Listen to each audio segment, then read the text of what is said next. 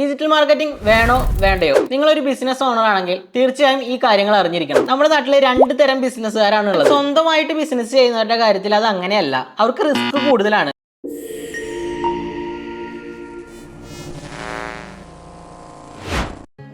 Hi, welcome back to my YouTube channel. Digital marketing വേണോ വേണ്ടയോ? നിങ്ങളൊരു ബിസിനസ് ഓണർ ആണെങ്കിൽ തീർച്ചയായും ഈ കാര്യങ്ങൾ അറിഞ്ഞിരിക്കണം. എല്ലാവരും പറയുന്നത് ഇന്നത്തെ കാലത്ത് ബിസിനസ് നടത്തണമെങ്കിൽ ഡിജിറ്റൽ മാർക്കറ്റിംഗ് വേണമെന്നാണ്. ഈ വീഡിയോ കാണുന്ന നിങ്ങളിൽ ചിലരൊക്കെ ഡിജിറ്റൽ മാർക്കറ്റിംഗ് ചെയ്യുന്നവരുണ്ടാകാം. ചിലർക്കൊക്കെ ഡിജിറ്റൽ മാർക്കറ്റിങ്ങിനെ കുറിച്ച് കേട്ട് പരിചയം ഉണ്ടാകാം. ചിലരാണെങ്കിൽ കേട്ടിട്ട് പോലും ഉണ്ടാവില്ല. എന്നാൽ ഈ പറഞ്ഞ ആളുകളെല്ലാം ചിലപ്പോൾ നല്ല രീതിയിൽ ബിസിനസ് റൺ ചെയ്യുന്നുണ്ടാകും. ഒരു ബിസിനസ് നല്ല രീതിയിൽ റൺ ചെയ്യണമെങ്കിൽ ആദ്യം വേണ്ട ഒരു കാര്യം എന്ന് പറയുന്നത് വിശ്വസ്തതയാണ്.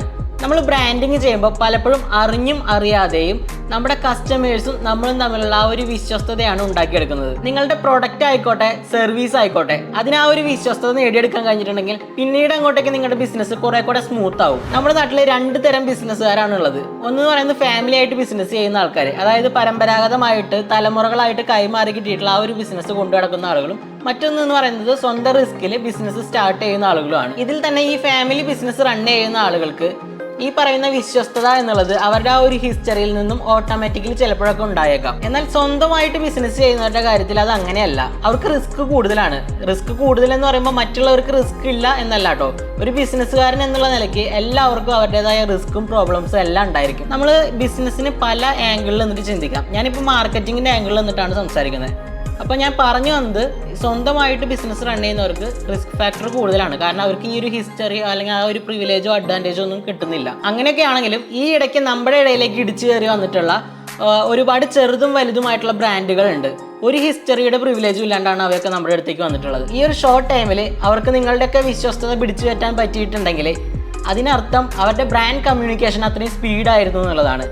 ഇവിടെയാണ് നമ്മൾ ഡിജിറ്റൽ മാർക്കറ്റിങ്ങിൻ്റെ ഇമ്പോർട്ടൻസ് മനസ്സിലാക്കേണ്ടത്. നമുക്കൊക്കെ അറിയുന്ന പോലെ ഓരോ ദിവസവും മാർക്കറ്റിൽ ഇന്നോവേറ്റീവ് ആയിട്ടുള്ള പ്രൊഡക്റ്റുകളും പുതിയ പുതിയ സർവീസുകളും ഇറങ്ങിക്കൊണ്ടിരിക്കുകയാണ്. അതുകൊണ്ട് തന്നെ കോമ്പറ്റീഷനും കൂടിക്കൊണ്ടിരിക്കുകയാണ്. അങ്ങനെയുള്ള ആ ഒരു മാർക്കറ്റിൽ നമ്മൾ അപ്ഡേറ്റഡ് ആയിട്ടില്ലെങ്കിൽ, അഥവാ ഇനിയിപ്പോൾ അപ്ഡേറ്റഡ് ആയി പക്ഷെ അത് ആ ഒരു കമ്മ്യൂണിക്കേഷൻ നമ്മുടെ കസ്റ്റമറുമായിട്ട് നടന്നിട്ടില്ലെങ്കിൽ നമ്മൾ എന്താണ് ഫീൽഡ് ഔട്ട് ആവും. ഷോർട്ട് ടൈമിൽ ഈ ഒരു കമ്മ്യൂണിക്കേഷൻ പോസിബിൾ ആവണമെങ്കിൽ നമ്മൾ എന്തായാലും ഡിജിറ്റൽ മാർക്കറ്റിംഗ് ആക്ടിവിറ്റീസ് ചെയ്യേണ്ടി വരും.